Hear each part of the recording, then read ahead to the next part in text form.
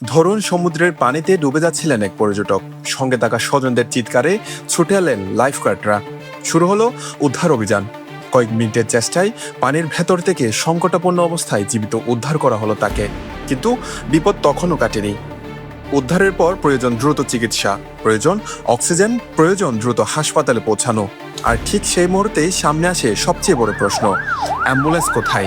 এই মাসে একজনকে উদ্ধার করা হয়েছে সুগন্ধা বিচ থেকে। উদ্ধার করার সময় সে কিন্তু জীবিত ছিল, কিন্তু সদর হাসপাতালে নিয়ে যেতে যেতে উনি কলাপস করে গেছেন। এই টমটম বা অটোযোগে হসপিটাল নিয়ে যেতে যেতে একটা মানুষ অবশ্যই ডেথ হতে পারে।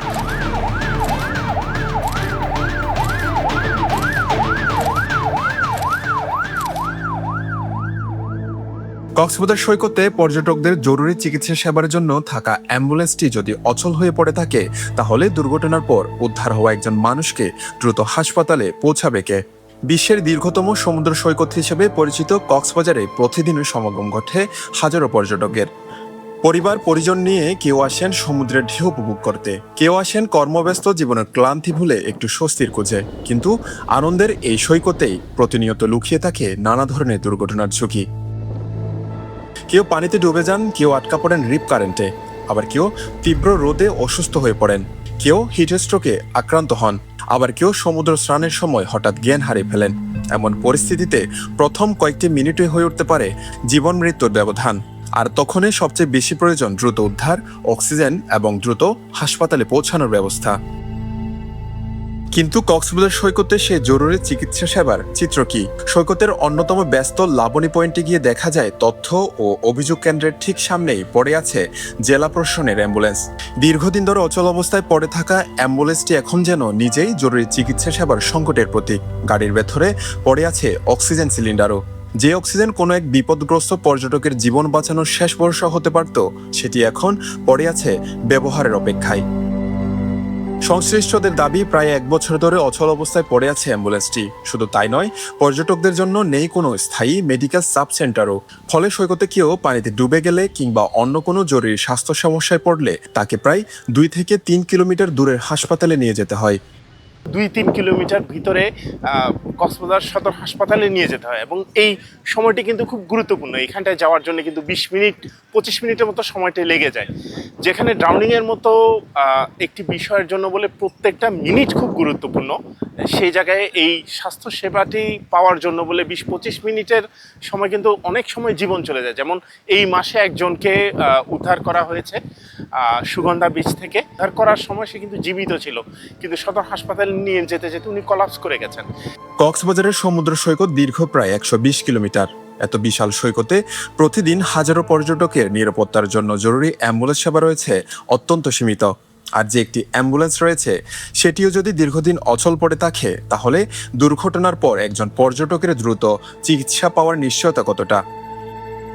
পর্যটকদেরও দাবি, এত দীর্ঘ সৈকতের তুলনায় অ্যাম্বুলেন্সের সংখ্যা বাড়ানো জরুরি। একই সঙ্গে অচল অ্যাম্বুলেন্সটি দ্রুত সংস্কার করে সার্বক্ষণিক প্রস্তুত রাখার দাবিও জানিয়েছেন তারা। বিষয়টি হচ্ছে ভাই, এখানে কিন্তু সবাই সাঁতার পায় না।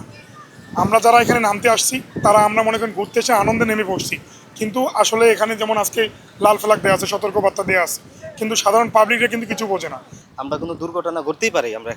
আমরা এখানে আসছি, অনেকে সাঁতার জানি না, তারপর আমরা নদীতে নামি, সাগরে নামি। এই জন্য আরও 2-1 অ্যাম্বুলেন্স দিলে আমাদের জন্য সুবিধা হবে। যেটা এখানে খুবই দুঃখজনক ব্যাপার যে এখানে একটি অ্যাম্বুলেন্স নেই, এবং অ্যাম্বুলেন্স নাকি ছিল, সেটা আরও দীর্ঘ 1 বছর যাবত এটা চলতেছে না, অকেজো অবস্থায় আছে। তো এটা অবশ্যই সংস্কার করা দরকার। এখানে জেলা প্রশাসন মহোদয় আছেন বা ঊর্ধ্বতন কর্মকর্তা যারা আছেন। এখন আরও পর্যটক বেড়ে গেছে, একটা তো অপ্রতুল, আর তারপরেও সেটা অচল। অবশ্যই সচল করা উচিত, এবং সাথে সাথে আরও গাড়িগুলো আরও যাতে বেশি পরিমাণে গাড়ি দেওয়া যায় সেটা দেখা উচিত। সিসেফ লাইফগার্ডের তথ্য উদ্বেগজনক। তাদের তথ্য অনুযায়ী 2022 সাল থেকে 2026 সালে সর্বশেষ কক্সবাজার সমুদ্র সৈকতে 666 জনকে জীবিত উদ্ধার করা হয়েছে। একই সময়ে পানিতে ডুবে মৃত্যু হয়েছে 49 জনের। অর্থাৎ পানিতে ডুবে যাওয়া অনেক মানুষকে উদ্ধার করে তীরে ফিরিয়ে আনা সম্ভব হলেও উদ্ধারের পর দ্রুত চিকিৎসা নিশ্চিত করাও সমান গুরুত্বপূর্ণ।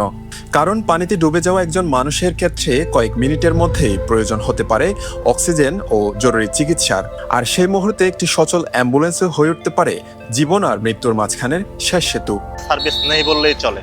আমরা এই বীজ থেকে যখন পানি চলে যায়, ভাটা হয়ে যায়, বীজটা অনেক বড় হয়ে যায়, তখন ওখান থেকে উদ্ধার করে বীজ বাইকের মাধ্যমে আমরা অটো অথবা টমটমের মাধ্যমে এই যুগে হসপিটাল নিয়ে যেতে হয়।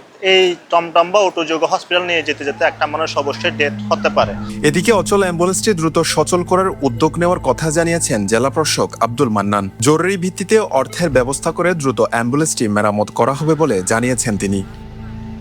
কক্সবাজারে প্রতিদিন হাজারো মানুষ আসেন আনন্দের খুঁজে, কিন্তু সেই আনন্দের মাঝে যদি হঠাৎ ঘটে দুর্ঘটনা, তাহলে উদ্ধার হওয়ার পর একজন পর্যটক কি সময় মতো চিকিৎসা পাবেন, নাকি অচল অ্যাম্বুলেন্সের মধ্যেই থেমে থাকবে তার চিকিৎসার পথ? সমুদ্রের ঢেউ থামানো সম্ভব নয়, দুর্ঘটনাও হয়তো পুরোপুরি ঠেকানো সম্ভব নয়, কিন্তু দুর্ঘটনার পর একটি জীবন বাঁচানোর ব্যবস্থা নিশ্চিত করা সেটি অবশ্যই সম্ভব। তবে সমুদ্রে গোসলে নামার আগে লাইফ গার্ডের নির্দেশনা মানার পরামর্শ দিচ্ছেন সংশ্লিষ্টরা। বিশ্বজিৎ মল্লিক, বিশ্ব, পেনোয়া নিউজ।